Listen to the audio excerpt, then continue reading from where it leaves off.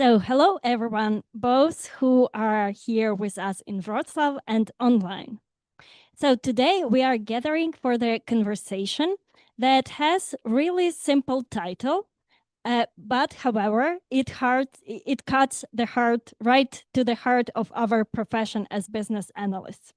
So the prompt or the pen, do BA still own visualization?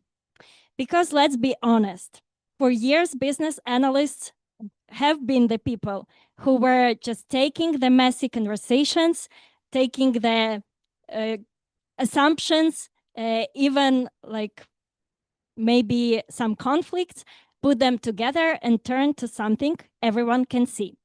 So whether it is a user journey, whether it is a process flow, or a diagram that makes someone tell, okay, now I get it. So the question is whether AI can draw. So obviously the answer is yes, AI can draw. But the real question is who understands what to draw and why? So today we are going to go through these questions and answer them. But before we jump in, so let me say a few words about who brought us together here and where we are. So SoftServe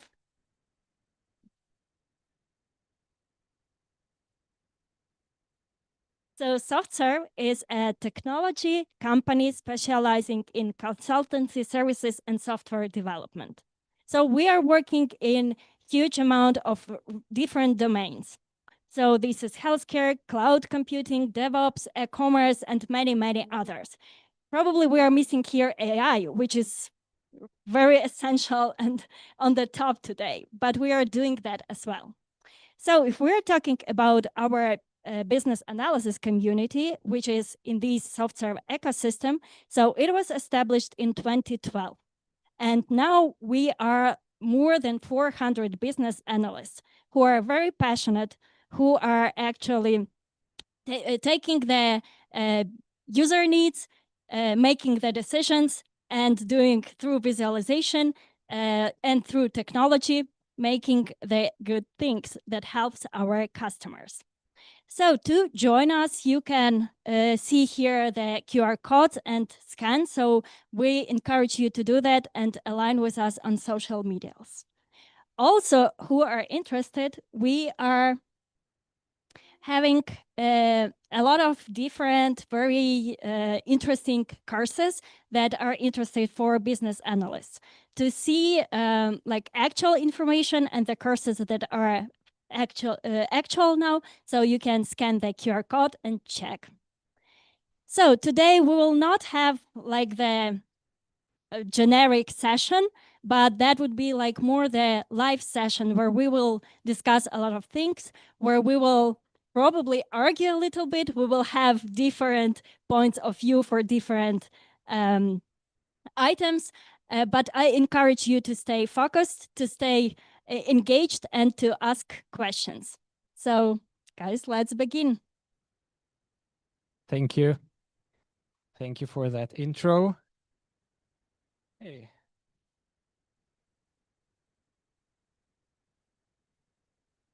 It's a pleasure to be here, guys. And we'll talk here today more about visualization, about different kind of visuals that we have in daily life, in daily job.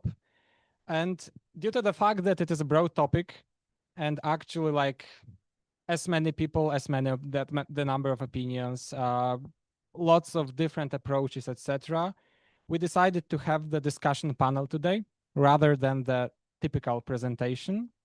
And here today with me, there are two great experts from SoftServe. And this is Markiyan, this is Oksana. So guys, if you'd like to say a few words about yourself, Oksana, would you like to start maybe? Yes. Hello, everybody. I'm lead business analyst at SoftServe. I'm working business analysis for like 6 years. And I'm very glad to be here today with you and discuss a pretty interesting and controversial topic, AI versus human. we'll see what is better, what works better, and what is going on nowadays in business analysis. And Markiyan, please tell a few words about yourself. Everybody, so my 30 seconds of self-advertisement. So I hope you can hear me well. Greetings to our Polish audience offline and to our online audience. My name is Markiyan Tsimura. I'm functional director and BA lead at SoftServe for already like 8+ years in business analysis, and I'm leading the team of 6 BAs and collaborating with like dozens, 20, 30 more BAs. And me and my team have a lot of experience. Even today, I have searched through Lucidchart and I have like 150+ artifacts, visual artifacts, different diagrams through the last 2 years at SoftServe. So we'll be sharing our experience with you. I guess that it'll be interesting for you, especially in this format of the panel discussion, where we are not like scripting anything. We'll try to really bring the discussion here, and we'd agree to disagree with the questions. So yeah, Gregor, maybe you'll do a bit more intro and we'll start. Thank you. Thank you guys for that short intros. And I'm Grzegorz. I'm leading the BA cluster in Poland at SoftServe. And I'll be happy to facilitate this panel today to moderate the discussion. But if I have something interesting to share with you, I'll share as well. So today we have a little bit different event than usually. We have the hybrid event for both offline participants as well as online, and we'll try to link this in the most comfortable way possible. So sometimes I'll be asking you a question, and I'm asking the question to all of you, both offline, online people. Therefore, if I say, like, for example, who of you did something and raise your hand, here we can raise our hands easily offline. But for online people, let's use our chat for that purpose. Let's put pluses there. So guys, if you could please, online guys, if you could please test the chat and maybe write the city you are from, we will see on our side that everything works well. And at the same time, I'm sure that everybody from offline participants knows how to raise the hand. So everything is good. And I see that we have lots of cities and everything works well. We have lots of participants, therefore lots of cities. That's great. So this is our like technical plan for today. And other than that, just a few more words about the discussion panel. So we work in different projects. I'm not only leading the BA team, but I also work on daily basis on a project. So we'll be exchanging some experiences. Sometimes we can agree. Sometimes we will disagree, probably. We have a structured conversation. We talked about topics, but we didn't talk about all the answers. We didn't talk about how to prepare the particular sentence. So it will be a surprise also for some of us in the meantime. But we told already a little bit about visualizations. So let's maybe think about visualization. And I have a question. First question to our audience. Who of you guys in last week, let's say, used any kind of visual instead of, I don't know, slide deck or plain text? Who of you used any kind of visual in last week? And on chat, pluses, hands offline. Okay, we see lots of people offline using visuals. Also, some of you on the chat, always models from Roman. Yeah, so this means that we have chosen the topic well, because this is something we already use and we can use in the future on daily basis. So let's first maybe try to narrow our understanding of the visualization. So guys, what do you mean by visualization? What is visualization for you? I'll start here. Basically, when we were preparing this panel discussion, We have framed it a little bit, even though it's rather broad, because any process, any idea, any concept, anything that you can get from your stakeholder's mind or from your mind or from the research and put it into the drawing, in the Lucid, Miro, in any deck is the visualization. Yeah, from some napkin drawing to some complex BPMN diagram, everything is visualization.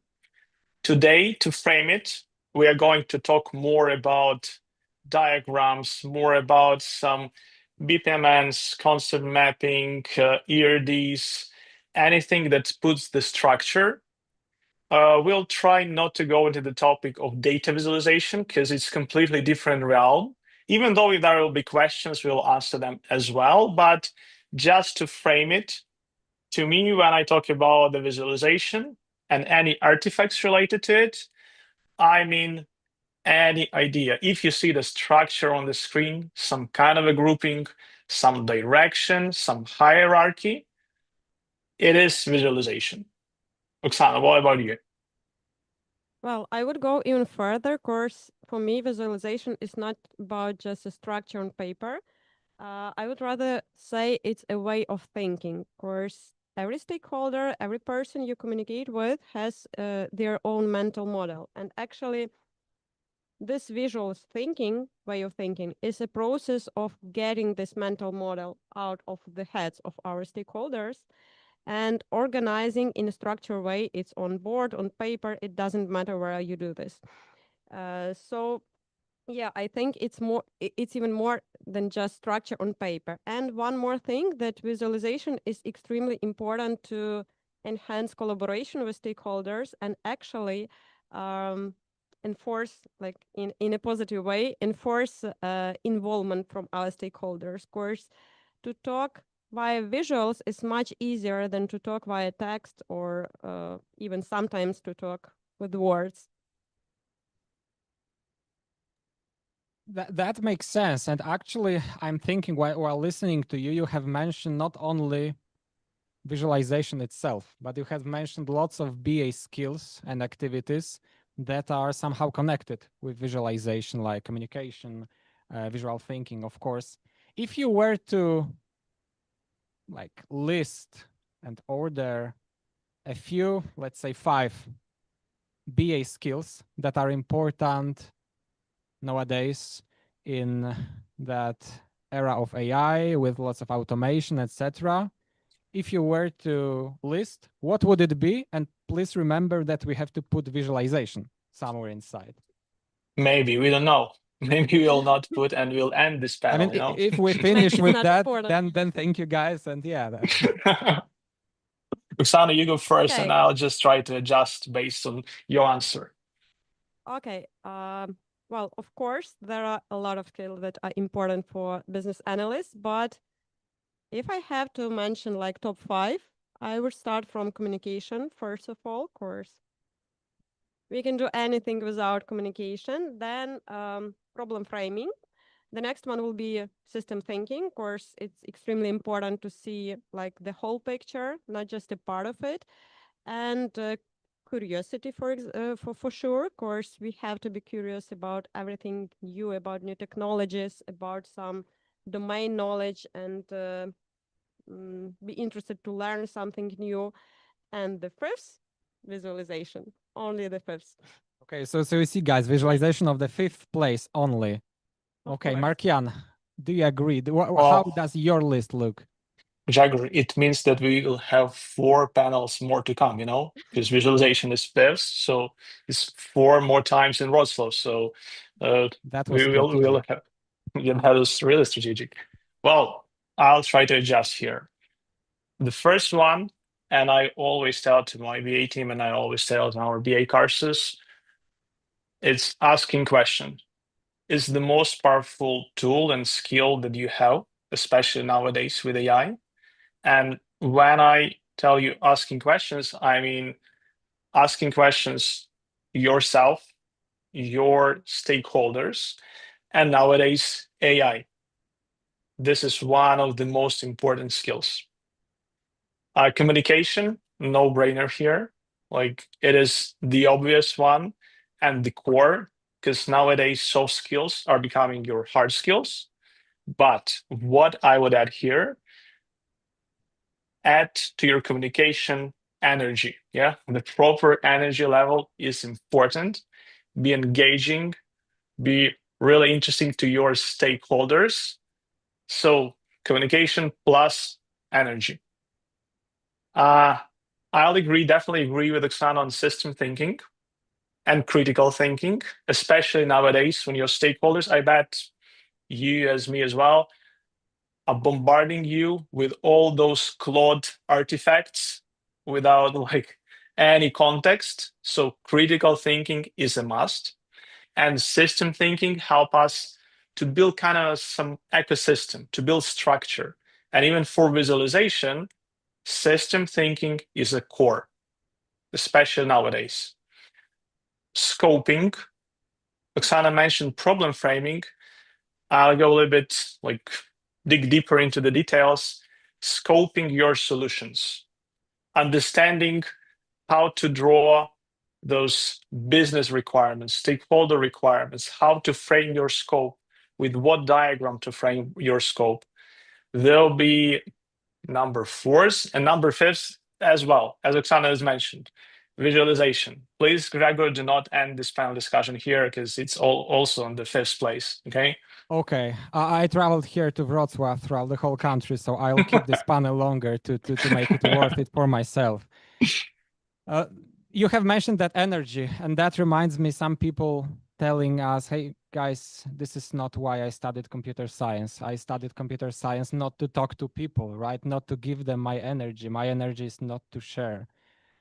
But I can agree that like ability to keep people's attention on what you're saying is like crucial when you want your communicate to be provided and understood by other people for sure.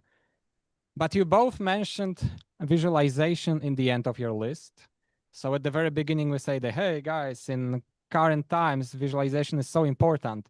And now it looks like it remains important because it is somewhere on our list, but it is not place 1, it is place 5. So the question is, why? I'll start and we'll see whether Oksana will agree or not. For me, it's more an output. Yeah. Visualization, it's an output of everything that we have previously mentioned. You cannot build a proper visualization without problem framing, or without system thinking, or without structuring, or without understanding the scope. Yeah. All those things go first before visualization. Even communication. How else you are going to elicit requirements? Get something from your stakeholder's mind and put it into the lucid, into the mirror, into the drawer, into the whiteboard. So I wouldn't even, call it a ranking, but like first, second, third, first, because to me, visualization will be the output of this whole thing. Oksana, what do you think? I actually agree with you. And if we were talking today about the longer list of soft skills, visualization would be not the 5th, but 10th or 15th. Of course, I totally agree with you. It's an output. If you are visualizing the wrong problem, it doesn't matter that your diagram is very beautiful. It's like wow diagram and so on.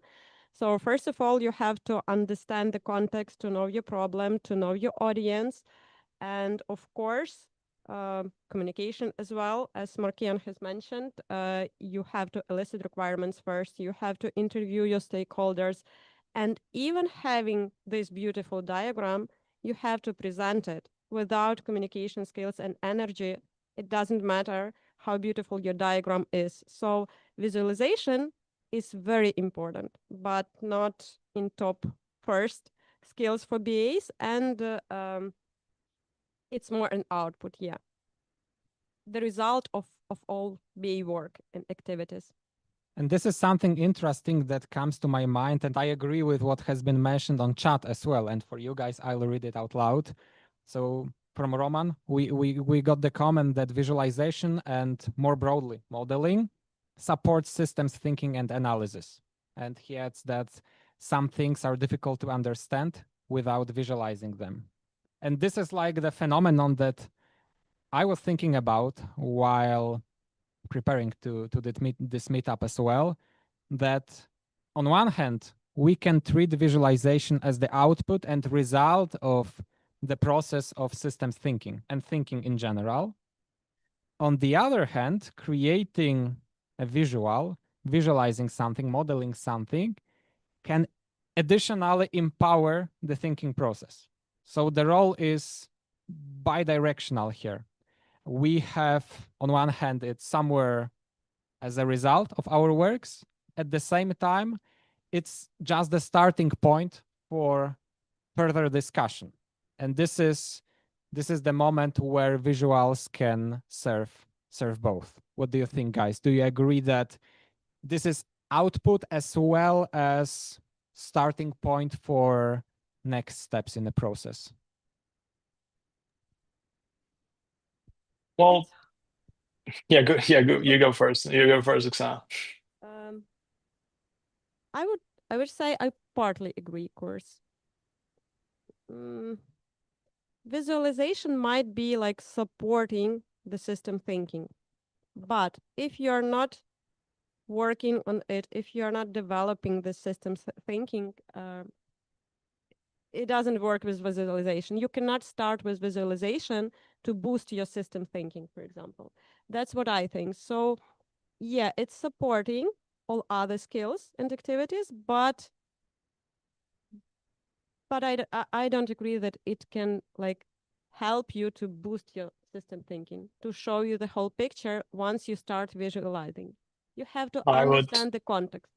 I would disagree here. The real panel discussion starting. Yeah. Fight. Well, we cannot Let's fight fight. because I am online. She is offline. So yeah, what I think and what I always recommend, you may even struggle with the system thinking, understanding the whole ecosystem, understanding all the objects, all the relations, all stakeholders. No need to force yourself to think like, how do I build this system thinking? Don't. Start with the visuals. Do some kind of a concept modeling, concept mapping. Put everything on your whiteboard. Do not get stuck in your head with your stakeholders in this constant thinking loop. Just put everything on the whiteboard. You have stakeholders, put them there. You have objects, great. You have any relations, go ahead.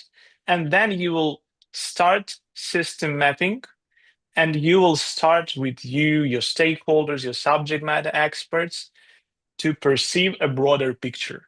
So for me, it could be the starter. Yeah. Yeah, but there's one but here.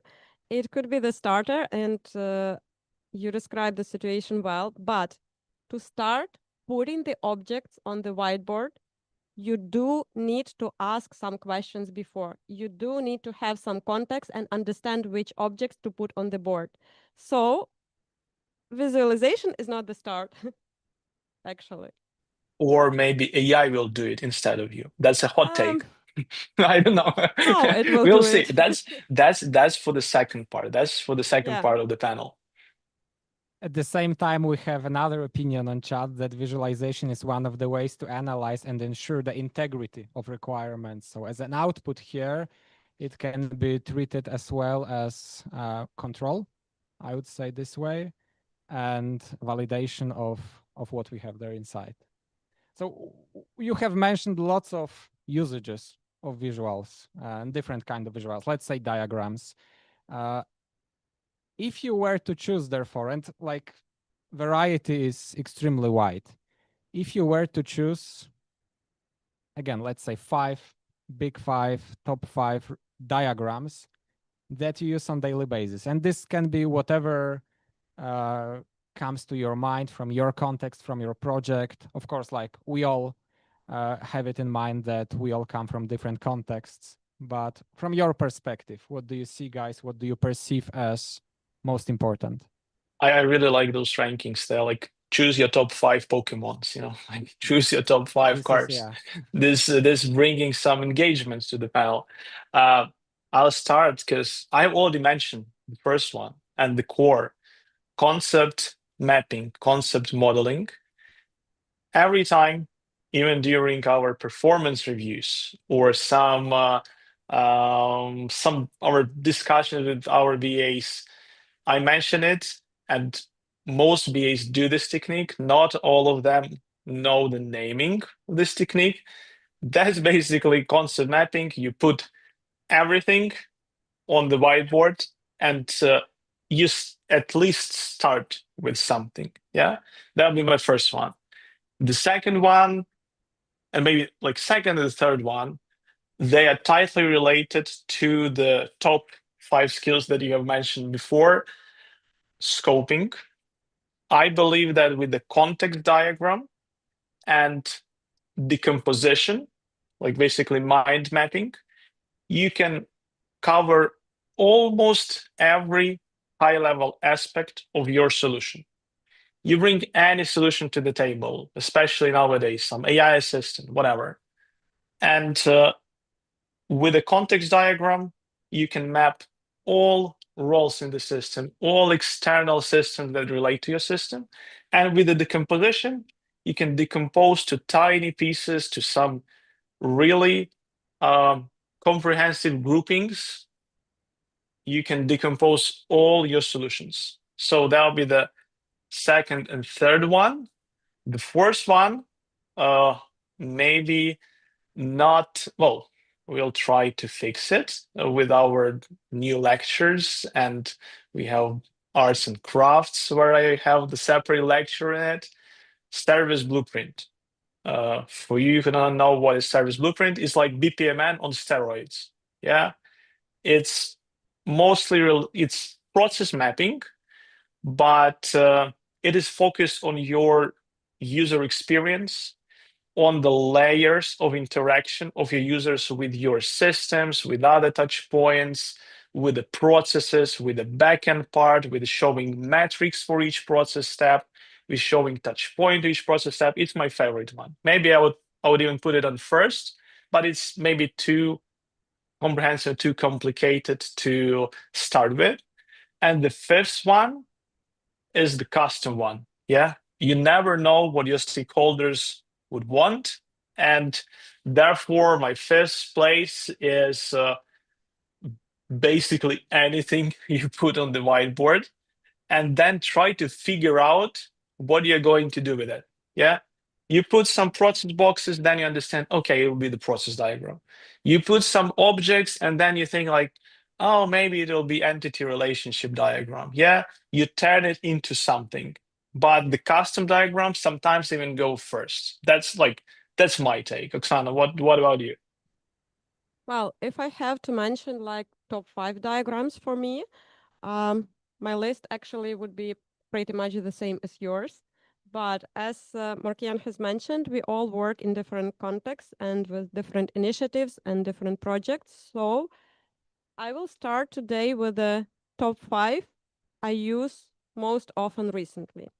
And of course, number 1, it will be concept diagram. I can't even change it. Of course, it's the core to understand the context and actually to start with. The next one will be not very popular, I would say, among BAs, but very useful. It's value stream mapping. Of course, it shows actually how we deliver value to our customers, and it helps us to understand some pain points and problem areas of actually most important value streams and processes in the company. The third one will be a fishbone diagram. We all have heard about it. I think this diagram is a little bit underrated. Of course, it encourages and enables collaboration, and it's really cool. Of course, a lot of stakeholders, they are fixing symptoms. And fishbone diagram helps to change the focus to the root causes and start to fix the root causes instead of fixing symptoms. And it's really cool for collaborative workshops, for example. Of course, it's simple to understand for the stakeholders, and it's great tool to involve stakeholders. The fourth will be the composition, of course, breaking down into like more complex concepts into some manageable structured scope is very important. And the first one is custom. Of course, we never know, and sometimes, you know, like standard notation, they just are not applicable to the context. In such cases, yeah, Markiyan, you're right. We have to do some custom diagramming. We have to do some custom visualization. That's interesting that you. I have two takes on the fishbone diagram. First of all, it's a good reminder for me that I have to have some dinner or supper a little bit later. So you're mentioning fish, I'm always like trying. My mind was just went into the wrong direction. This is the first thing. The second one, and I think you'll agree on that still on the surface, fishbone diagram might look like really simple visual, but actually, especially nowadays when you have a lot of data, you have a lot of different artifacts, you have a lot of stakeholders, the fishbone diagram is rather complex thing, especially when you want to understand root causes. So this is like, something to add to your list. But Markiyan, if you are hungry, you may call it not fishbone diagram, but Ishikawa diagram. Good one. That's Good it. one. I like this rebranding. I like this rebranding. And you have both mentioned that concept modeling at the beginning. Is it because like it's at the beginning of each and every initiative, therefore it builds some basics, some grounds for further activities? Or you see any other value in that? You have additionally mentioned, Markiyan, I remember context, modeling context diagrams. If you were to explain, because for some of us, this may sound a little bit similar, if you could explain the difference from your perspective, how it looks? Yeah. Well, it's always good to use some examples. Just we have this panel discussion. That's why we have we have agreed that we are not showing any slides. But a little bit of story. Yeah, 5 years ago, we were building the feedback management tool, and back then I didn't know anything about this feedback management surveys, how to do it properly, what questions to ask, who are my stakeholders, how the solution would look like. And with the concept mapping, what we have started to do is basically with a group of stakeholders to put everything that we know on the whiteboard. Like, okay, we have a feedback management. Good. What do we have? We definitely have some questions to ask. Good question. Okay, the question, we have the set of questions, so we at least have some kind of a survey. Great. Questions are like inputs to the survey. Great. We have the survey, we got to deliver it somehow. Emails. Okay, we have emails. And by the way, when we send emails, we have to be especially careful with the security and whitelisting those emails. Good. Put it also, like maybe we'll add it to non-functional requirements. We are going to ask someone like service consumer, like, what is your opinion on the service you received? Great. We already have some role in the system. We have someone that is going to process those feedbacks, maybe a service provider. Okay, put it on the board as well. Yeah. You are starting to mix everything, roles, objects, data flows, some rules, anything, but at least you start to build the picture. Then it could transition into context diagram, because context diagram is more refined. Yeah, it actually tells you put your solution in the center, like feedback management, and then try to map it to all the external entities, to external systems, to external roles. to vendors, to some, I don't know, large language models, which you're going to use to analyze your feedbacks. It's more refined. I would recommend to start with the concept modeling and put everything on the whiteboard and try to unlock your brain from this thinking process, and then to refine it into the context diagram.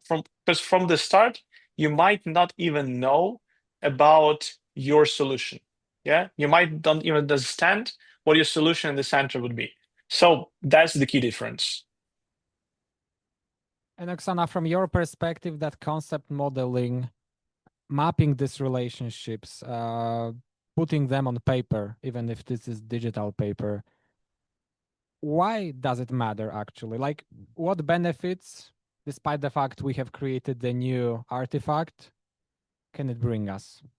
First of all, it's actually the best and the easiest way to show the relations between objects and to understand which objects are in the context.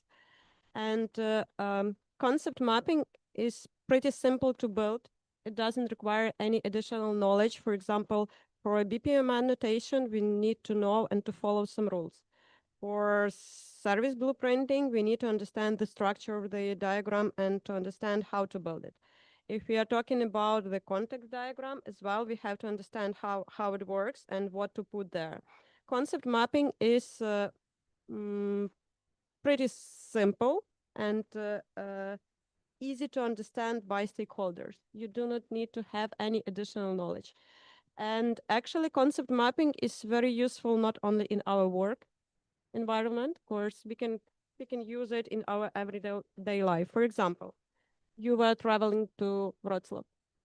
You can do concept mapping with the planning your travel, and it's pretty simple. It shows you the whole picture, and it But makes Grzegorz, the travel please do not do easier. it behind the wheel. That's the disclaimer for our audience.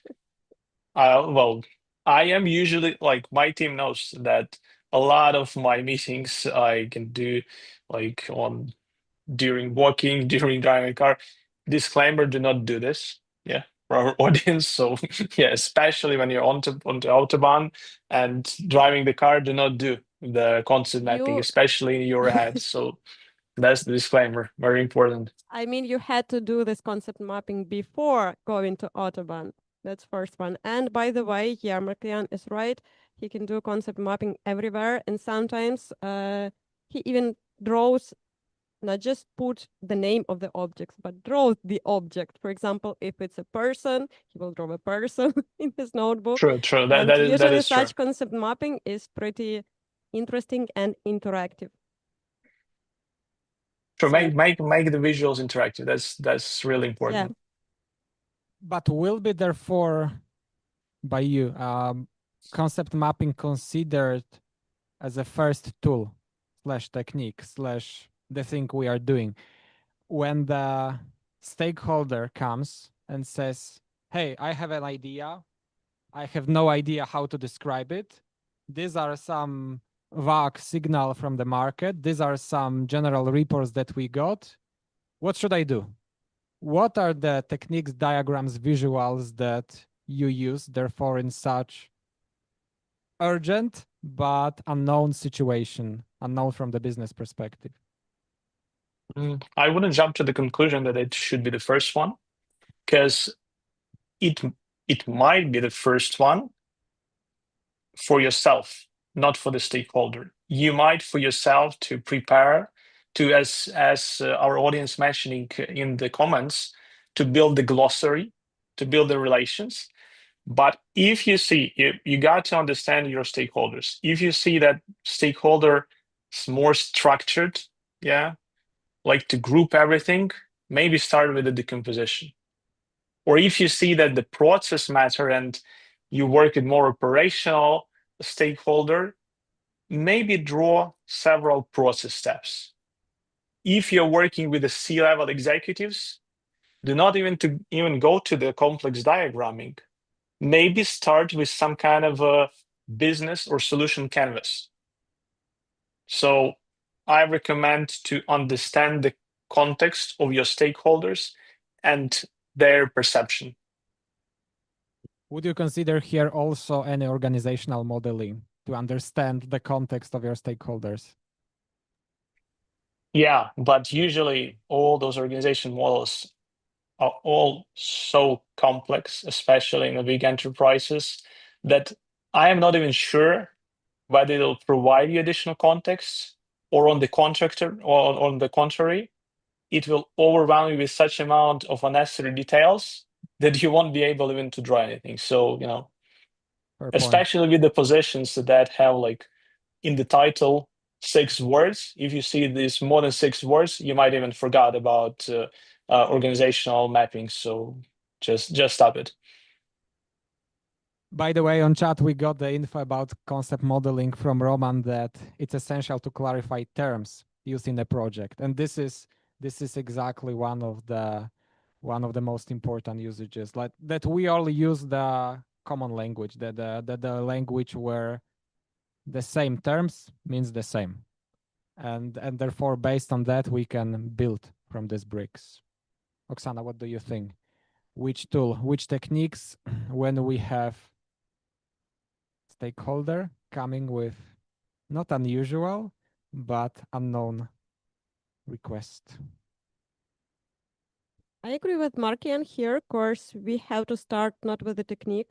It might be concept mapping. It might be other diagram, for example, or other technique, or it might be something custom, for example. We have to start from the target audience. Who is our stakeholder, or who are our customers? It depends. And we have to start with it. And the best visualization is the one that covers the problem. So it all depends on the context. It depends on the target audience. It depends on the problem we are trying to solve. Usually concept mapping is good at the beginning, but not always. It's not like the best tool ever to start. So first of all, understand your stakeholders and then decide what to draw and how to draw. True, you mentioned that it's important to understand your stakeholders. And I'm thinking here about understanding stakeholders' understanding of what we do. I mean, how familiar they are with different kind of diagrams that we have just mentioned and listed and ordered, how familiar they are with syntax, let's say, how familiar they are with any tools, techniques that we use. So that we talked about that language, but at the same time, we have this meta things, like the diagram is created always within a context, in the notation, in tool, whatever you imagine. So I would put here a statement. I'm not sure if this is controversial, maybe not. And I'm neutral here. So I'm all ears. And let's think about that. If your visual needs a legend, you have already lost a room. So if your diagram is on the level of complexity that requires additional information about the diagram itself, symbols, elements, it means that it's too difficult. Do you agree? Do you disagree? Partially agree? Let me start here. Yeah, go ahead, Oksana. Okay. It's a tough one. I'll look at your answer and then you'll understand where to go from it. I would say disagree, but very carefully. Of course, a legend itself is not a problem. But if you need 15 colors to explain your diagram, the problem is not the legend. The problem is the design of your diagram. The complexity you should have removed from the diagram. And of course, you need to think about the stakeholder and how do they perceive the diagram? How do they understand the diagram? They do not need to read to have some long reads like legend, what does it mean, those 15 colors and so on. It has to be pretty simple.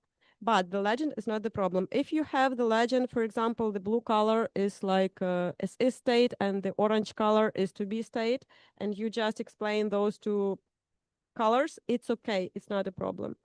But if the legend is longer than the diagram itself and requires like, I don't know, half an hour explanation, the problem is not the legend. The problem is the design of the diagram. And I would like to mention here one situation. Of course, we have to understand that and to try to see our visual tools, like, I don't know, from a side, as if we were not building those diagrams. Of course, I had a situation with, I was a mentor for one business analyst, and this business analyst was showing like diagrams for me, and there were a lot of different colors, very bright colors. And I just asked, what does these colors mean? And the answer was, nothing. I just like bright colors. Guys, don't do it. It's not about legend, but even if it looks like very good visual tools, if the colors confuse, do not do it. Try to put some meanings to your diagrams, and try to think about how the stakeholders will see it and how they should understand this diagram. It I reminds me really of liked, situation. you know what? I really like that Oksana mentioned 15 colors, because some of the stakeholders cannot even recognize 15 colors, me included. So That's true. if, by the way, we're talking about the legend to the diagram. If you can recognize them, you're already the legend. You do not need the one. Yeah, like just for our audience to spotlight this.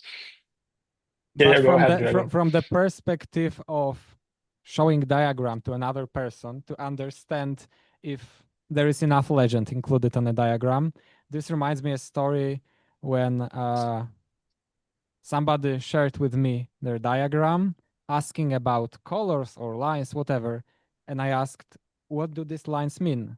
And the answer was, they mean this and this relationship, because that's obvious. And that was obvious for that person because they were who created the diagram. They were in that context since very beginning. They needed to know the context because of the fact that they were creating the model.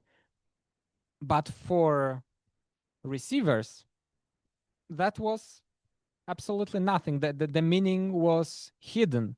Therefore, if it's not self-explanatory, then sometimes I perceive legend in a form that is naturally well-sized as powerful, additional powerful subtool to make an understanding easier and better.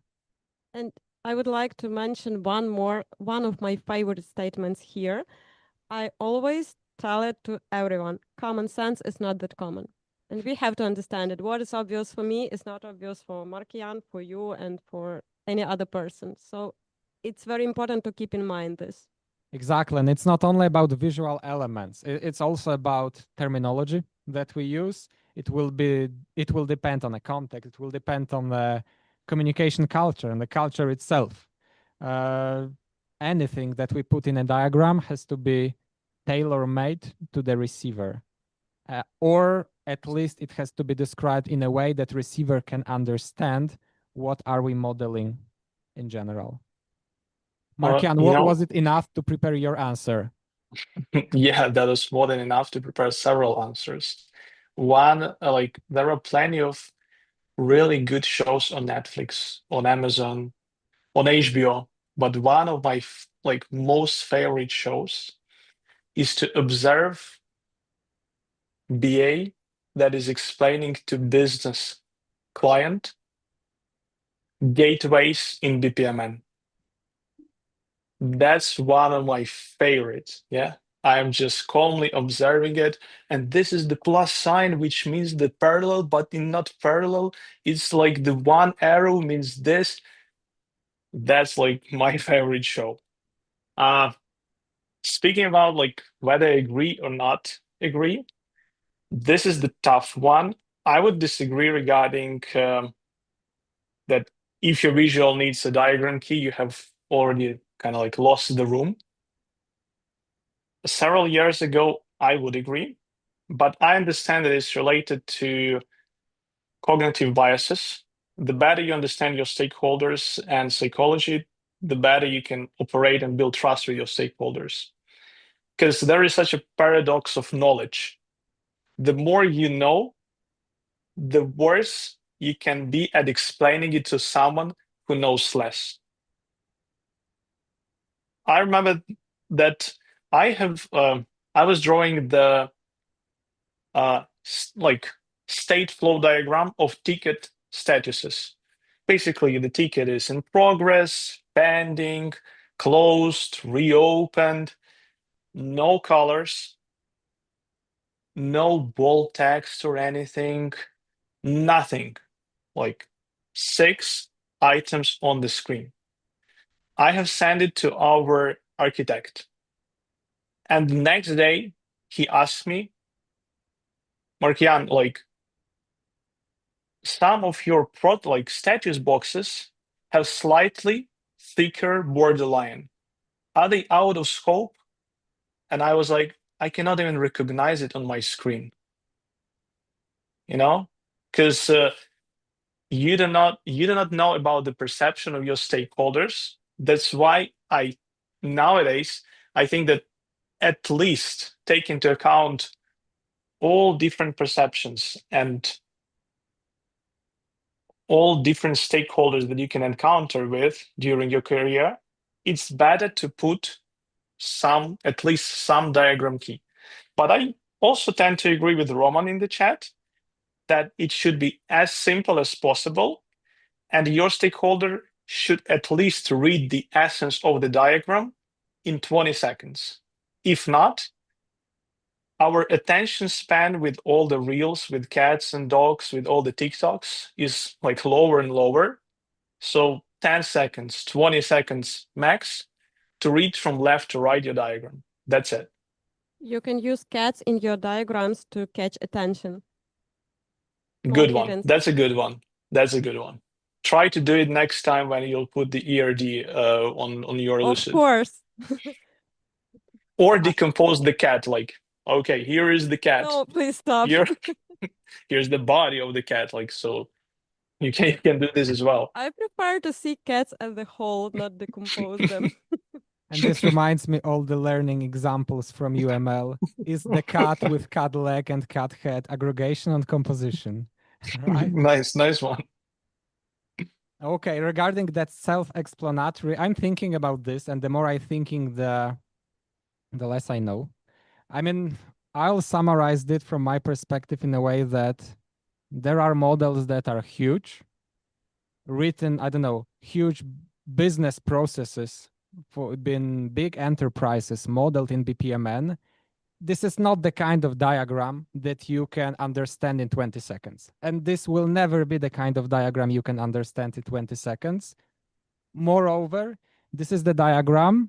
Let's assume for the purpose of this discussion that it is written perfectly well from the syntax perspective. It still means that it's not self-explanatory from the perspective of some stakeholders.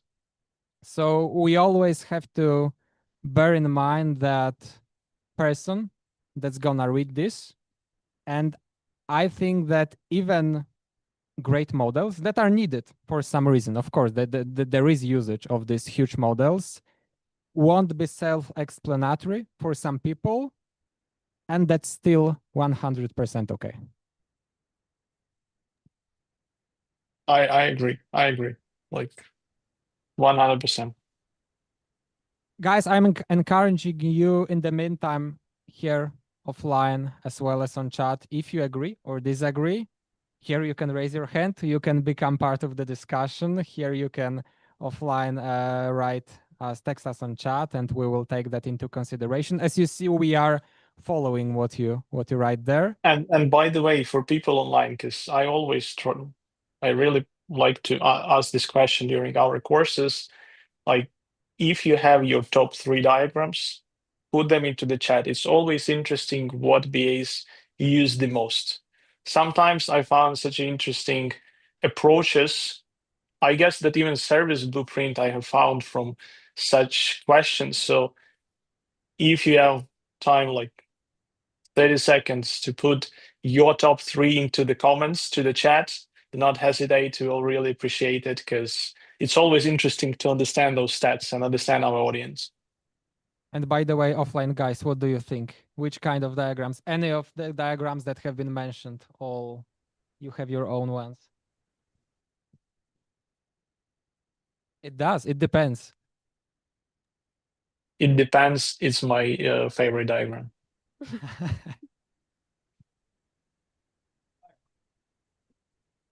Hi. I would like to ask you guys, when you start drawing your diagram, do you first consider who is going to be the receiver of the diagram, or you just go with the flow? I'll try to answer this, Oksana. Okay. Like you see how the internet connection is perfect in the office. So my ping is like 30 milliseconds. I have such an approach. I keep in mind 3 audience. The first one, I'm drawing the diagram, for example, for myself in order to understand the solution. And it could not have like any diagram key, any rules, any notations, just to understand it. The second one, I'm drawing to the stakeholders, and usually I try to separate if there's C-level executives, it'll be as simple as possible and with completely different message than to like subject matter experts or middle level management. And this is another audience. And the third one is for development team, or even like they used to call them right now AI agents. I'm kidding. I'm kidding. Just not to go so forward into the future. So this is my approach.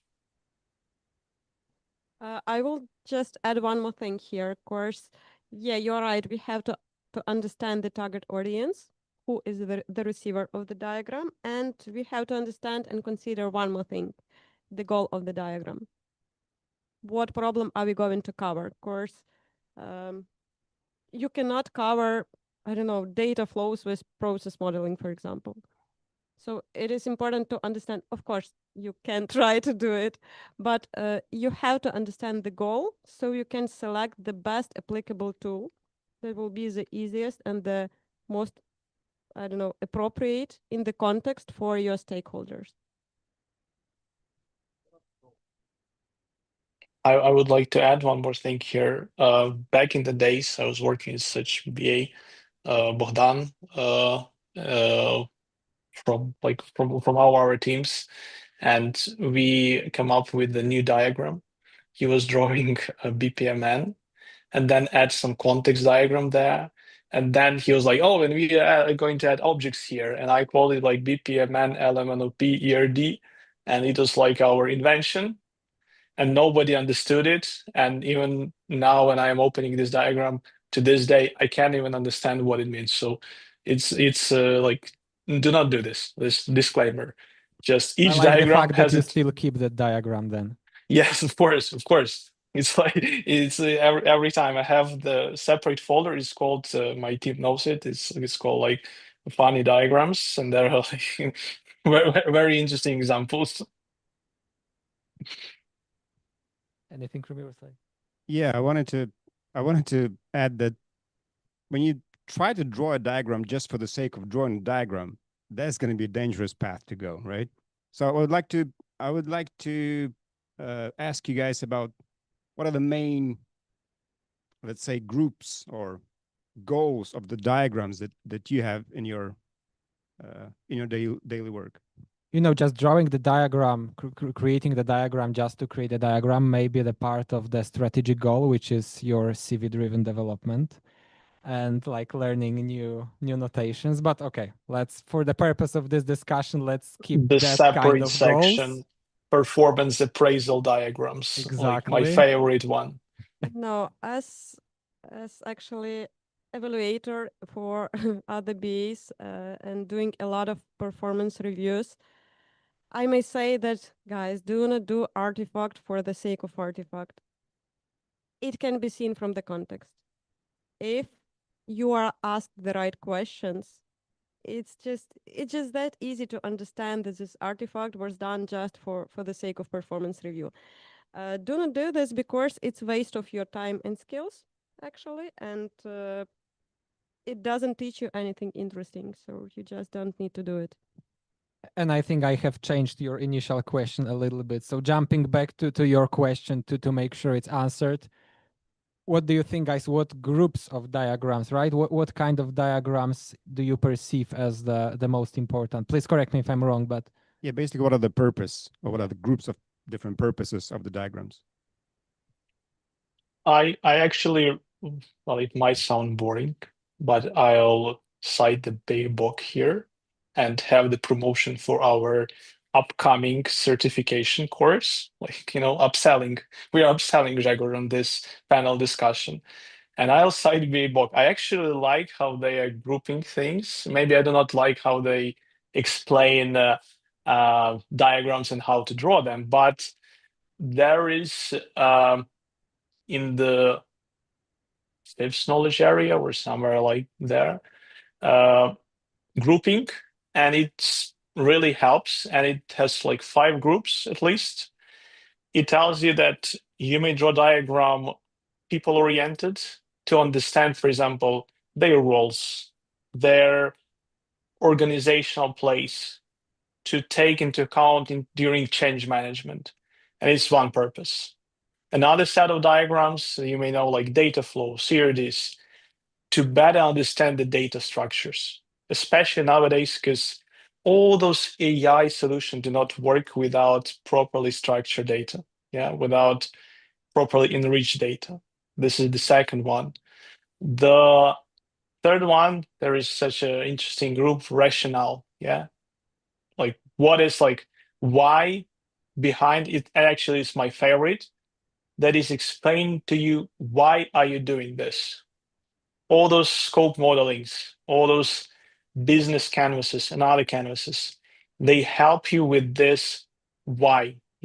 So I usually try to understand this, like I take this grouping as the way I am processing, like it's my thought process when I start investing my time and efforts into diagramming. And those, like, there's also process. It's rather obvious. If you want to understand end to end, you take this 4th piece, like process diagram, and it helps you to connect end to end flow. So I take this as the grouping and the structure for myself, even though it might be boring because it's like BA book, and some people tend to sleep really well when they start reading BA book. But Oksana, maybe you have some other take on this. I agree with such grouping as you suggested. And usually when we are talking about the diagrams, it's maybe not about grouping, but visualizing things, working with stakeholders, gaining experience. You have more understanding of what covers which areas, which questions. And that's it, actually. You just understand, okay, what do I need to show to stakeholders? What problem are we solving? And then you decide what is an appropriate way to visualize it. But here, what is more important? For example, if you are talking about like process modeling and you are great in BPMN, don't forget about curiosity. Try to explore some new techniques, new diagrams, new visuals. Don't stick to your favorites one. Of course, it might be boring with time, and it's not about like development. and you may be closed in a bubble, right? Yeah, of course. Because of like tradition that you have. Yeah. So guys, let's think for a moment about any rules, and let's do this apart from the syntax that we have, not to dive in detail deeply into syntax of multiple notations. Let's think about rules that you use while modeling. So any things that you perceive important while visualizing idea, process, stakeholders, whatever. I'll try to keep it short so we could cover some like all the questions that we might have. First one will be, as Roman mentioned in the chat, simple, quickly scannable, like 20 seconds to understand the essence of the diagram, This is the first and the most important thing. The second one, it should have some kind of a direction, hierarchy, or proper grouping. I either read it horizontally or vertically, or I understand what those group means, or I understand the hierarchy. It should have this kind of like simplify your perception. The third one is to build it with understanding of your stakeholders. What do they care about and what they would tend to ignore, what they are not interested about. And the fourth one, which actually sells you as a professional usually, it's to make your diagram visually appealing, yeah, tasteful. This one is really important. There is even such a concept you may you may read it afterwards. It's called REP. Yeah, I understand it sounds contradictory to you, but it's actually contrast, repetition, alignment, and proximity. If you use contrasting colors, if you use some patterns, repetition in your diagrams, if you align your boxes well, if you add to them like the same proximity, it looks visually appealing to the audience. So those are my like 4 key principles to do the diagrams. I like that visual appearance from the perspective of understanding. I mean, we can have 2 diagrams, right? With completely same meaning, semantics, all the elements. But one of them is more appealing, well prepared from this aesthetics perspective. And this will be the one that will win. I mean, this will be the one that people will use for further development, product development. This will be the one that will be shown on meetings, because from that meta perspective of understanding the model, it will be easier to understand. On the other hand, we need to remember not to overload the diagram with this meta attributes. So things that do not mean anything from the logic perspective and are only, let's say, quote, decorating the diagram. So it's always optimum between these 2, I think. Oksana, how do you think? Well, first of all, while, I don't know, working with visuals, I would recommend to understand the why. Why are you doing this visual? What's the goal? The second one is target audience, for whom you are preparing this visual. It's important to understand who will read the diagram.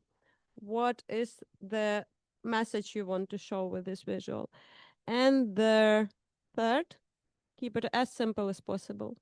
No matter, it can be even very complicated process with the BPMN with a lot of gateways, but anyway, taking into account the context, keep it as simple as possible. And of course, about what Markiyan has mentioned, this the diagram shall be appealing. Yeah, it's really important. It shall be catchy in a positive way, like catchy, not like with just with the bright colors or something like this, but it shall catch the attention of your stakeholders. So even if you put a kitten there, it doesn't matter. Yeah, try to catch the attention of your stakeholders. Put advertising banners under your diagrams, like. Yeah, and kittens. We have one question in the meantime. We got one question from Anastasia on chat. She says that diagrams just pop out in my head once I talk to the stakeholders about requirements, so I can't stand, but I need to externalize it. Do you have something like that?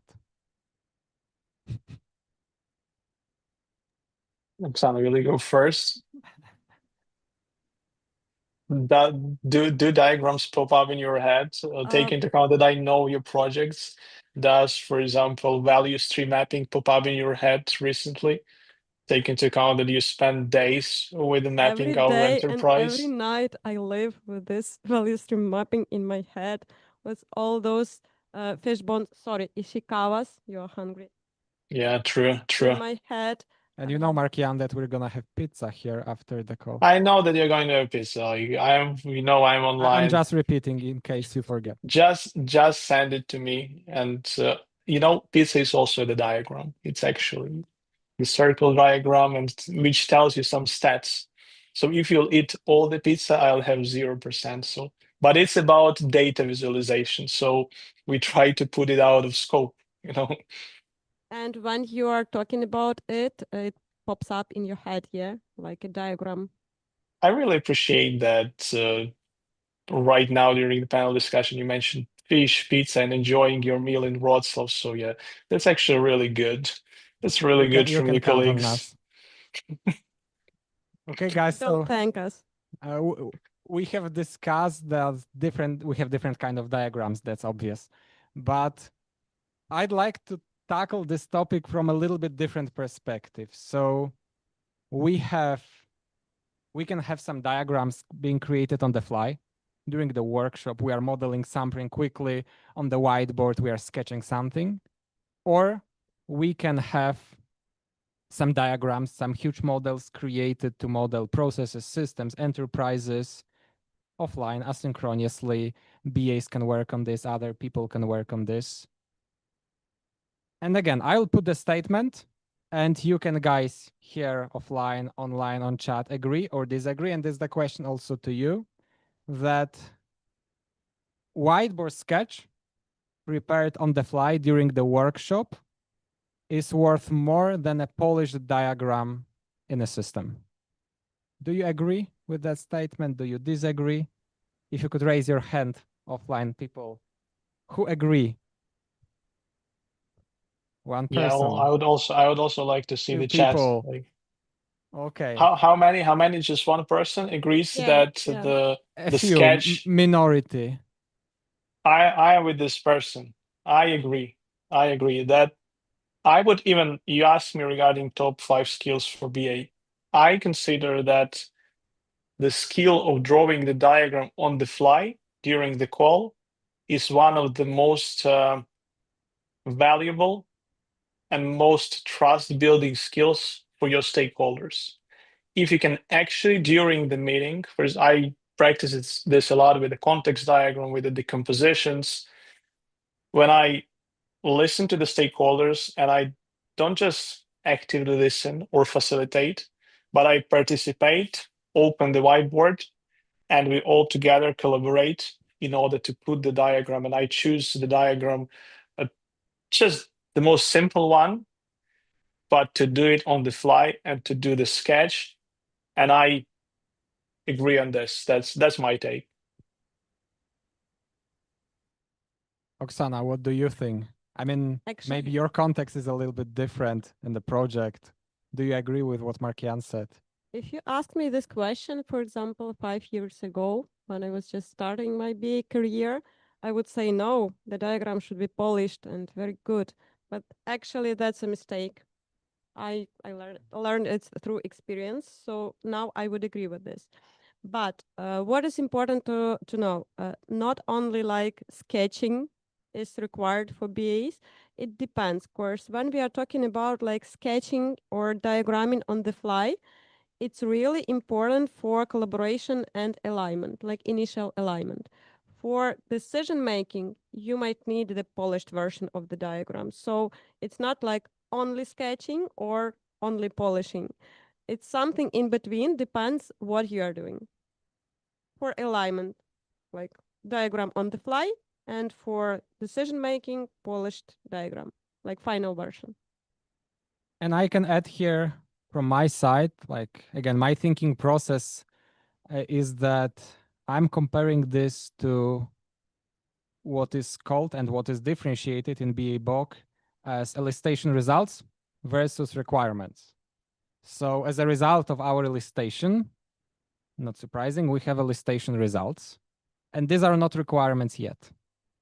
And here I put all the sketching things that we have on the whiteboard. And then we have requirements, which requires some processing.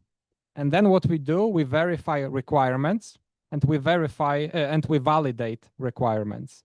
So this is the stage that you, Oksana, probably mentioned, like for decision making, if we are validating from the business perspective anything, we are validating requirements, which means that we are validating that polished, correct from the syntax perspective, etc. diagram, depending on the project, on the context, how formalized we are. At the same time, I perceive sketch on the whiteboard as important as those ones, because otherwise there will be no possibility to create any polished diagrams, right? To model any requirements. Without elicitation results, we have nothing to be turned into requirements. So that previous step does not exist. Logically, requirements cannot be created. And I would like to add one more thing here. I have mentioned that, yeah, visualization is important. Of course, like every stakeholder has their own mental model. And when you just skip this sketching and come up with a polished diagram, you are suggesting your mental model. And you can like meet resistance here. Of course, people tend more to talk about what they think and how they see things. And when you come with your option, they might not be so eager to learn your mental model. They would like to show theirs. So it's better to start with sketching and then, like in collaborative mode, do this polished version. I agree. And this is, you have touched another topic. I was on the conference on Friday and there were lots of great presentations. And one of them, there was a question after one of them. And the question was touching exactly this topic. If the fact that I'm bringing something into elicitation as a business analyst impacts somehow the thinking process of the stakeholders I cooperate with. If I'm forcing them sometimes to my solutions because of the fact that I have brought anything with me, right? Instead of just post-processing things that they have invented. And that's the question that has no, in my opinion at least, yes, no answer. Because if you don't bring anything with you, no suggestions, you risk delays. You risk the fact that there will be no discussion at all, because you like without that starting point, nobody will feel sure enough to start proposing anything. So it's always the optimum, I think, between these two. And what you mentioned, that we can force people to think in a specific way, it is that risk. It is that risk. Yeah. Sometimes it's worth taking, or taking at the controllable level. Don't you use the principle that mature stakeholder will listen and immature will lead? I'm kidding. Or not. This is the controversial opinion. You may think about this. Oksana. I know you may not take into account that your stakeholders are going to listen to it, and then just draw some parallels to your meetings. You may not answer this question, so it's for you to think. I will just think in silence. True. So, and but what has been mentioned is the fact that, and we have mentioned that multiple times today, that depending on the context, of course, but also receivers of the diagram, stakeholders that we cooperate with, we will visualize even the same thing in a different way. So imagine the case, and here will be the buzzword coming so that all algorithms can position us better. You are building AI assistant for enterprise help desk guys. Imagine that case. And therefore, you have multiple stakeholders there, right? So let's imagine you have CFO there, vice president of IT, and head of HR. So these three people. And what do you show each of them? What's the difference? How do you perceive the difference here? Because the topic is the same. You all work on the same product, but probably your perspectives are different. Then what do you do? I'll try to be boring one more time here. I'll go into the definition of requirements architecture. By the way, people in the audience, I cannot see you. Just raise your hand if you know what is requirements architecture, whether you use it. And in the chat, just put pluses if you know the concept of requirements architecture, because it's an interesting topic that is super complex and described in such a way in the BA book that usually people do not understand it. But I'll try to draw some parallels. For example, by the way, I see no hands raised offline, Great, so great, you are lucky. great. You can be even more boring. Great. That was my goal, like one of my non-functional requirements for the panel. So imagine you have some nice house. You want to build it, you want to sell it, you have different stakeholders, and your house, drawing some parallels to our IT world, is your solution. For salesperson, your visualization would be the nice picture of the house. Yeah. For electrician, would be some blueprint of your house. For plumbing guy, it would be basically also some kind of a blueprint from the different perspective. You have one solution, like one solution in the center, but different viewpoints. Each stakeholder sees something different. So drawing this parallel to AI assistant, for CFO, I would definitely show some kind of a canvas, business canvas, for example, with a cost structure, with the cost like revenue streams, with our value proposition, with our key partners. For VP of IT, I'll show some kind of a data flow and highlight the risks related to compliance, related to maybe some recent risks with AI on prompt injections, and where we have those gateways in the data flow where we might have those risks. And for VP of HR or CHRO, I will show something related to the user journey, maybe service blueprint, maybe the user journey itself. And I would definitely not show one diagram, but I would use this concept of requirements architecture, showing like 3 different perspectives to one solution. So this is my take. That sounds good. Sounds like covering multiple areas. I can agree. Yeah, but you were not that boring as you promised. So. Damn. I'll try. I'll try on the next question. Yeah. I agree with Markiyan here. And one more time, I would like to mention the thing that we have already mentioned a lot of times today. Know your audience. Of course, you may look at it from another angle. You have to understand what question is trying to answer your stakeholder. Of course, your visual is actually the answer container for the stakeholder.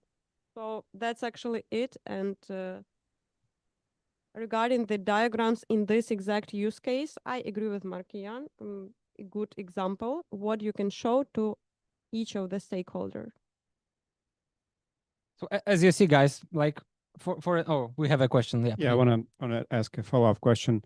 In this particular example, you mentioned CFO, HR, legal affairs, whatever. What kind of diagram would you use to explain the solution to your development team?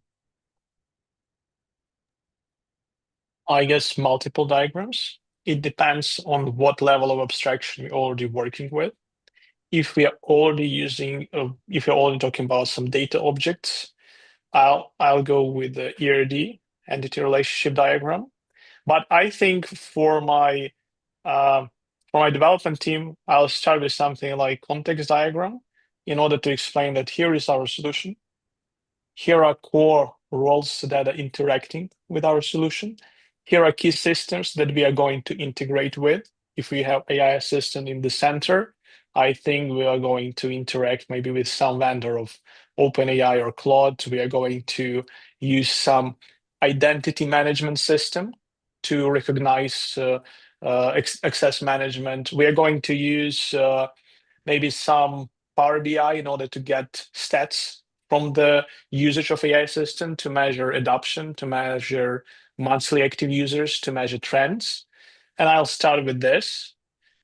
If they want to understand like what are the particular action of the user in the system, maybe some simple activity flow, just to go through this user experience. And if we are moving towards more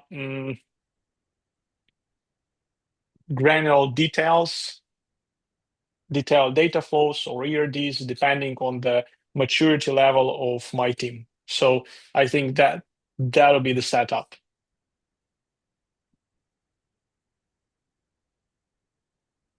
And the reaction from the audience is positive. So the answer was perfect. Or Okay, I'll guys. just tell them, guys, don't worry, I'll just write the requirements, do it. And here are the acceptance criteria. Okay. Do you want me to generate it in PDF? Sorry, that is just like if you could. kind of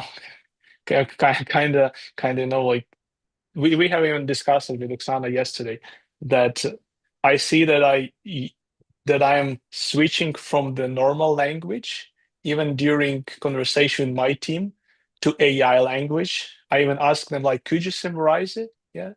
Or could you please put it in the bullet points? I see that my language switched from the normal human to human interaction into human to AI interaction. It's not okay. It's not like human, but that's what's happening to us recently. Guys, it's not just it's not okay, it's terrible. So be careful, because sometimes I do not understand if I talk to Markiyan or if I talk to AI. That's an interesting fact, because I heard something completely different from the development team. So they have worked in one of my projects, they have worked with BAs for some time, and then BAs started to work with them as well as with AI agents, therefore started to communicate it with these AI agents, and communicated with in the same way as Markiyan said with the development team. And the reaction was a little bit different, because it was, hey, now we have all the information structured. It is how it should be. This is what we wanted since ages, to have the information structured in bullet points. If you need anything from me, please list it, order, and prioritize. And please also tell me something about the kind of output you're gonna have from me. We'll prepare everything, but you have to be clear and concise. So as you see, it depends on the receiver of your communicate. Even when you're mentioning, let me be clear and concise, that's exactly what my ChatGPT is talking. Like that's the exact phrase that ChatGPT is using. That's the most important criterion, it means. So let's switch then to that ChatGPT or any other AI tools for a second. And we talked about modeling requirements for AI assistant. Let's go to that meta level and modeling with the use of AI tools. And the question to both audiences, offline and online. Online is usually on chat, and I'll be following here. Offline, raise your hand if you used any AI tools to create any visuals, diagrams, prototypes last week. Okay, we have some hands raised. Offline, we have a plus from Markiyan on chat. Yeah, I'm also the audience. I'm online. That's why I'm in the audience. Our I'm trying to chat engage. should be more I'm active. trying to engage. I'm trying to engage the audience. Yeah, so at least we see some people that have used these tools. So raise your hand once again if you have first created and then showed it to the business stakeholders, or it was only for you.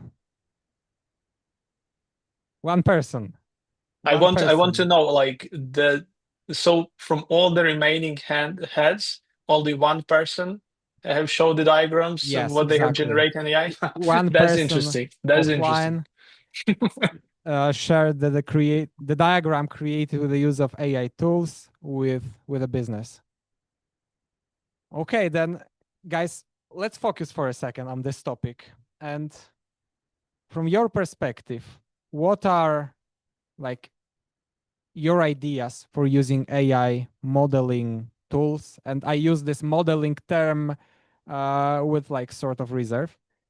But how do you use it? Like having in mind all the disadvantages and risks. How do you use it? What do you use? In which way do you have your specific workflows? Just in practice, how it looks, to be less theoretical right now. Let me start here. I would start from curiosity. To use AI tools in your work, you have to be curious. You have to learn a lot how they work, how it is better to prompt and so on, to use all the new features, to practice them. Of course, it's not just about going to Claude or I don't know, some other tool and telling, please build me the diagram. It will be a bullshit, not diagram. And actually, personally, I use AI tools in visualization pretty often. I wouldn't say daily, but almost daily. Most often I use Claude and Lovable for visuals, but yeah, there are a lot of risks. There are a lot of questions about the quality, and it's not just about like plain usage of AI tools for the visuals. The main point here is not to avoid thinking process with the AI tools, but to make your thinking faster and to make your drawing faster. But I'm more old school person. I like or human approach more or mixed human plus AI. I'm not using like 100% for AI for visuals. Only if I need some very quick concept validation or just show something like on the fly during the meeting. That's it. I use it every day. Like every day, every my night. stakeholders, and every night, by the way, more often every night than every day. Actually, my teams know this. I've started with brainstorming with ChatGPT, then moved to Lovable because Lovable was really great in prototyping. Then Claude basically released Claude Design and all the things related to generating HTML artifacts, and it's pretty decent in some ecosystem building those fancy HTML files. And I see that some shift is happening right now, that I used to do more diagrams in order to understand the ideas, to draw the ideas. In last 3 months, I have switched much more into the prototyping, and I'm prototyping like right away from the scratch, how the dashboard in Power BI could look like, how the assistant could look like, how some kind of a form or object could look like. And I think that there are pros and cons to this. Pros that I'm much faster to fail fast. Yeah, like to show something to my stakeholders, understand why they could work or not. The major con here is that I'm switching back to more comprehensive approach, because I see that behind speed of generation, I tend to lose quality and thought processing and necessity why I'm generating so many of these prototypes, because all the stakeholders are generating those fancy HTML files in Claude right now. So I see that I'm reverting back to defaults and spending more time into understanding stakeholders, understanding the context, understanding the data, though using a Claude, using GPT for research, but switching back from this rapid prototyping into more efforts invested approach into gathering more context, gathering more data. Does it mean that actually what you have described, we can describe in one word maybe as a kind of taste of the product and therefore all its requirements? Do you think that right now that skill, or it's probably set of skills, that feeling, which is not the best word here, does it become more important in that AI era and automation era than before? I think that, like every time when you see something generated with AI, there are plenty of dashes, plenty of, those generic fillers. With artifacts right now, it's pretty much the same. When you see these Claude HTML files, which on the surface look calm and ready. Sorry, I'm not going to cite Eminem here. On the surface, we look like really, really well looking. But in the essence, when you dig deeper, they are too high level. And the matter of taste is really important here. We have 2 weeks ago on the Lenny's podcast on product management, he had a great, really skilled guest, head of product management of Claude. And she had 2 takes there, 2 really good takes. Lenny asked her whether what they are delivering feature after feature each day. And he asked what are the cons into using AI for prototyping, for design, for delivery. She mentioned 2 things. The first one, that products are losing consistency due to the speed.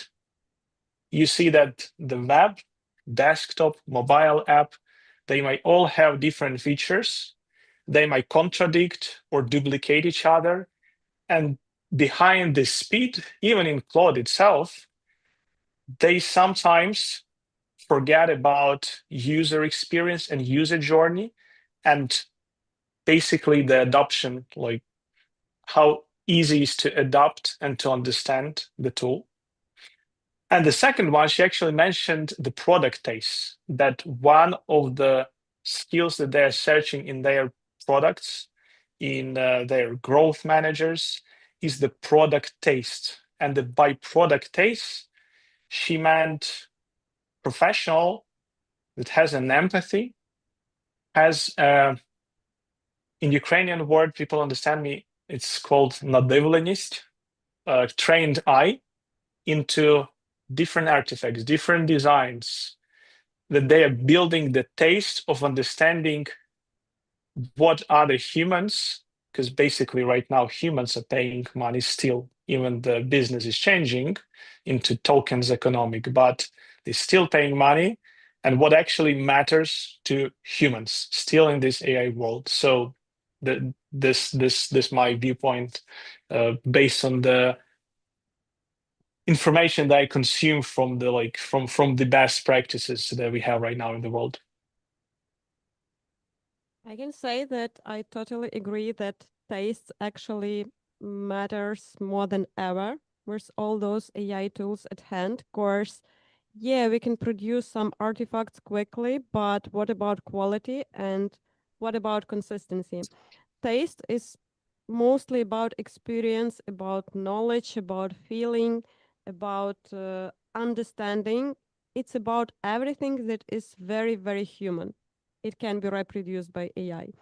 And I would like to mention that I have this nadivlenist or trained eye on Markiyan's diagrams. Of course, we work together through all my BA career, and I saw a lot of his diagrams. And Markiyan, your diagrams are much more appealing, catchy, and interesting, and made with taste than anything you produce with AI.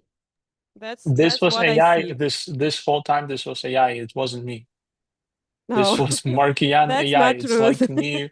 It's in development right now. You have basically had beta version for the last 5 years. So it actually was Markiyan AI. It wasn't me. So just that's my the world is context broken. matters. Yeah. So shattered That- to pieces, and after that- from all these pieces, you can do the decomposition. Of course. That was so sweet, guys.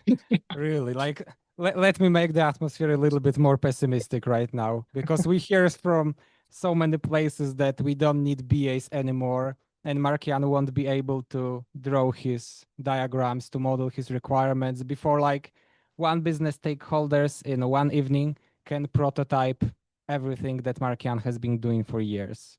Is it really true statement in that AI era, especially from the perspective of discovery phase of the project? Because we have mentioned that taste and which means a little bit experience, trained eye, and other things. Is it still so valuable that the BA will remain one of the crucial stakeholders during that discovery phase, or do you see here some risks regarding that, having in mind that indeed some of the prototypes can be done much quicker than in the past? This is the tough one. Oksana, you go first. Yeah, You go actually- first and I'll listen. Actually, this is a good question, and I think that Markiyan, you can be safe. You will proceed to produce diagrams and do discovery. I don't know. I have a little bit different opinion. So you Okay. go ahead and Okay, I think that yeah, the client still needs BA in discovery. Of course, we can produce a lot of prototypes, artifacts in seconds with AI. We can conceptualize the solution with AI, but there is a part that won't be done with AI and by AI. It's about eliciting requirements. It's about interviewing stakeholders. AI won't interview stakeholders. It's about alignment. All those human things, yeah, BA is required for them. And with AI, for example, you mentioned, Grzegorz, that the stakeholder, for example, a client can prototype a solution during like few minutes or a weekend and come with a ready solution. Great. But there is also one important thing to remember. Is it the right solution? Does it cover or resolve the right problem? And AI won't find the answer to this question. We need human for this. And that is why BA is and will be important, at least for some time. I don't know what will be in 5 or 10 years in discovery phase, yeah. And not only in discovery phase, but in all those human-related activities like alignments and so on. I have two takes here. And the first one, I actually think that really mature stakeholder with a product mindset, with a service design mindset, with a good AI knowledge could actually do a lot of BA tasks, and that's benchmark for us. And that's actually, I think, to get even more skilled and to practice like kind of enhanced full stack, whatever you call it, BA, where you can also prototype, also digest data, also go into the design, also add some more and more subject matter expertise skills. So I think we should grow with AI. And my take is here that yes, I bet that we'll see really like one person business models where with the help of agents they can build some really good tangible artifacts, then workable prototypes, and then deliver solutions. I bet that there would be such cases. The second take is that actually that's a good benchmark for us to improve our skill set and to develop our skill set. Regarding the AI, when I'm looking forward into 1 to 3 years, you know, we used to look forward in 10 to 20 years. Right now, this span, like we are like looking forward in 1 year. In Ukraine, we are looking forward in 2 days. Like that's actually Even a in lot. one day. in 1 day. That's like looking forward. But I actually think, Oksana, that AI would be able to interview stakeholders. Yeah, I have seen in Claude that they are already doing this. They have agents who are doing this. I also think they could prototype, they could gather the data, they could build prototypes, they could even validate them. But I have like two inputs here. The first one, people, even right now, you may see from the feedback and all those funny memes or feedbacks in Reddit threads or X Twitter that people make jokes out of ChatGPT, and people try to find people. Even this offline event, like we are not doing it just online, we are doing the hybrid. People like to interact with people. People like the sound of their own voice and someone to listen to. That's why you have such a tendency to psychology, to like coaching, to mentoring. That's why this side is really important. The second thing, which I really like, is that there are a lot of shitty solutions, and the more of them are generated, the more work we'll get. So that's a good one. Like that's the good thing that's happening. So those are my like two opinions into this. Is this quality of the solutions that you mentioned, which is low, like significantly low, is it the result? Say it again. And consistency. And consistency. Is it the result of the analysis and let's say storytelling that is, of course, much faster with the use of AI, especially when it's done by AI only? Sometimes it's a result of ambitions and boastfulness when people want to show something really quickly and to tell, look at this 20 pages of PowerPoint presentation generated in Claude. Now you read this, BA, not me. You read this. What do you think about this? I think nothing about this, because actually better you start reading it first, and then I'll read after you. Like start proofreading it, maybe with a Claude skill, proofread my shitty presentation. Sorry, it's just like, it's getting late, so we can use some words here. Yeah, these are emotions, you see, guys. These are emotions of that collaboration with Angry people are very emotional. Yeah. And this is like market competition between Markiyan and AI tools. So True. It's hard. It's tough. Markiyan is AI. Maybe you don't know. That's was why calmer when I talked to him. you don't know whether it's even me. That's why I'm not joining you offline. Like, you think That I might couldn't be join true. you? I could. That's just AI. Avatars are like have a rapid development, so you never know who you're talking to. Let's hope that it's still the real Markiyan then. And like you sounds like Markiyan. So I'm true. almost sure you'll be there.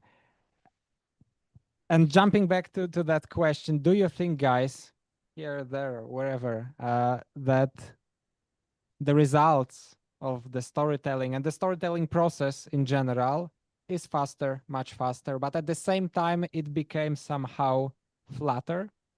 Therefore, it's not as deep as it used to be. As Markiyan said, we may have 500 slides at the presentation, but the question is if 5 slides brings any value behind this. What do you think, guys? Do you perceive that? Do you observe that phenomenon in practice? Oksana, maybe you go, Markiyan, or I go. You start here. Good. I have just a short point here. I think due to mass generation of different AI artifacts, people are starting to think about quick time to market instead of quick time to money or quick time to optimization. Yeah, like we should switch slightly this definition. We start to lack depth because people do not have enough time to think and process so much information, because there are so many different features to try, so many different things that we need to work with, that we lack this depth. That's why it's just scratching the surface. Like all those artifacts pretty much look the same, and they just do not reflect the thought processing. So that's what I think. Oksana, anything from your side? I agree with the statement that storytelling with AI becomes flatter. You know, I'm an old school person and I value everything that is human more. Oksana, you're old, not as old school, you're old university, because you're from Co-University from Lviv. That's such a local joke that only for 2 members of our audience. So yeah, and storytelling with AI may be very balanced, structured, like keeping in focus all the angles, everything that is needed, all the details, and actually that is everything that kills a good story. So every story has to needs to have some point of view, needs to have some focus why this matters more than that, need to have some choice, and that is about human decision. And storytelling with AI really lacks depth. So that is also about more human approaches. I have been testing storytelling with AI, not maybe in professional life as well, but from the viewpoint of literature course, I love to read books, not like even love, and I read a lot of books and fiction as well. And I have been testing AI with this, and I doubt that AI can do the good storytelling. Pretty good, yes, but not with enough depth and I don't know, not that interesting, not that appealing for the people.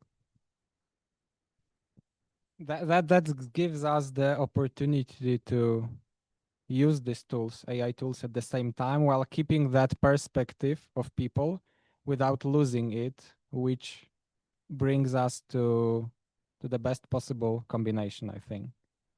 So due to the fact that we are nearing the end right now, we are talking here for almost 2 hours already, I'd kindly ask you if you could maybe in a few sentences summarize it while talking still within a visualization context, taking into consideration that we have all these great tools, possibilities, technology right now.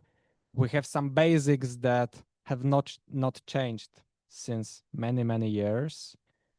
What do you perceive as the crucial things to be always kept in your notepad, somewhere in a visible place, something that can at the same time make your life easier by using all of this without losing the main path that you have?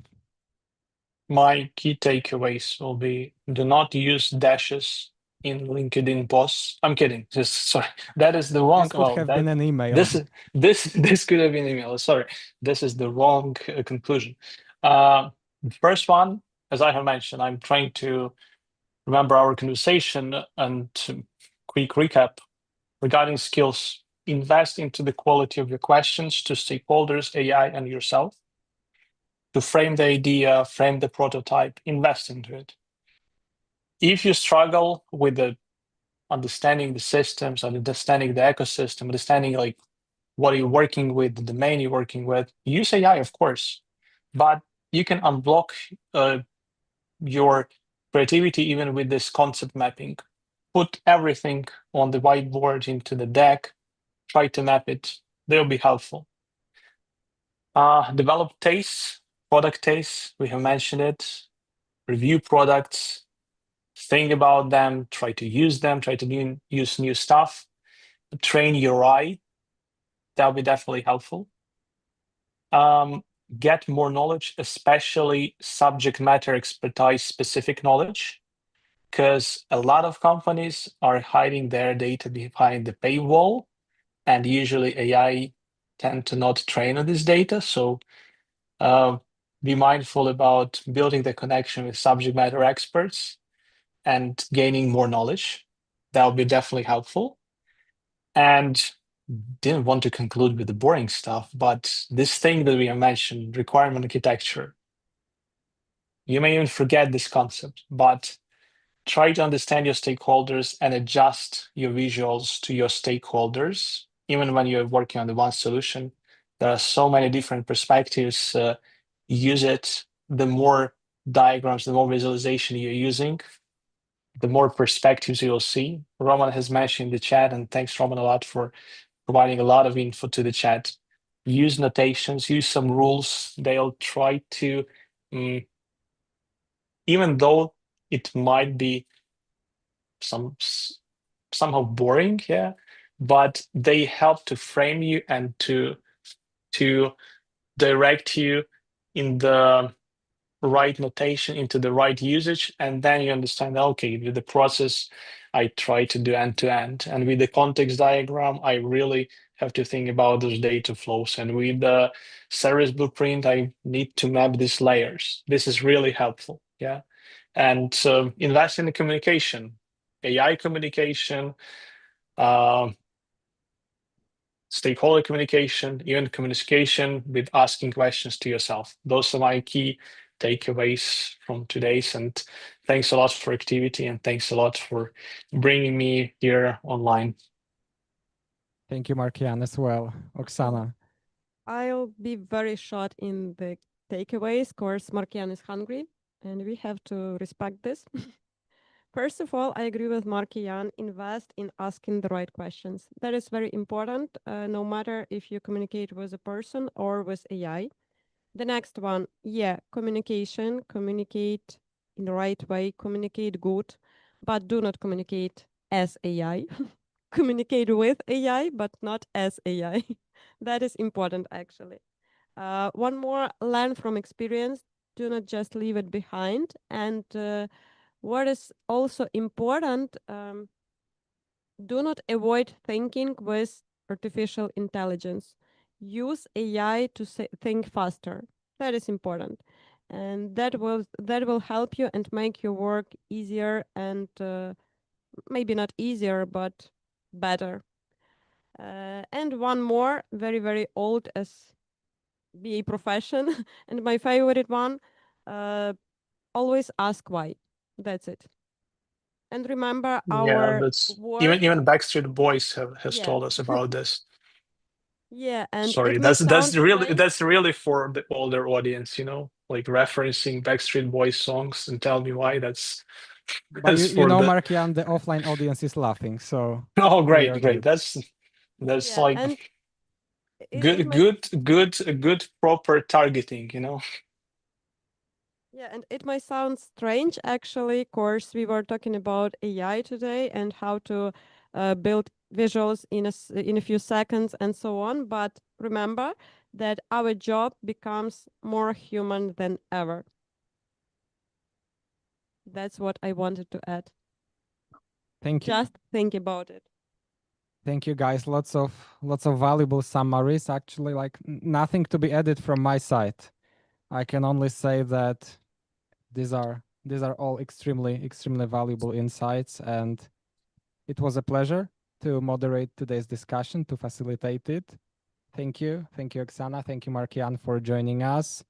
Thank you, guys here, offline audience, for being with us, online for being with us as well for almost 2 hours. 2 hours, not almost, right now. And for the final summary, I'm passing the mic back to Julia.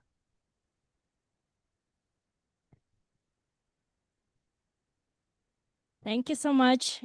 Thank you for joining us. Thank you for those who joined us online, and thank you for you who are here on site. And thank you so much for our speakers. Thank you for Grzegorz for a great facilitation. And yeah, we started with provocative question whether BA owns visualization. So probably the answer is not about the ownership, but about the responsibility mostly. So just I think BA is more and above the just putting the boxes and arrows and making the pretty diagrams with different colors, but it's more. So just keep questioning, keep visualizing, and keep bringing and turning the messy ideas generated by AI just to the decisions that really matter. And So I'll conclude with one question to the audience, because yesterday we were speaking with Grzegorz and Oksana, and Grzegorz told us that this phrase that good visualization is worth 1,000 words, or how we call it, 1,000 tokens. So just think about it when you're using Claude. Goodbye and have a nice evening. great, thank you.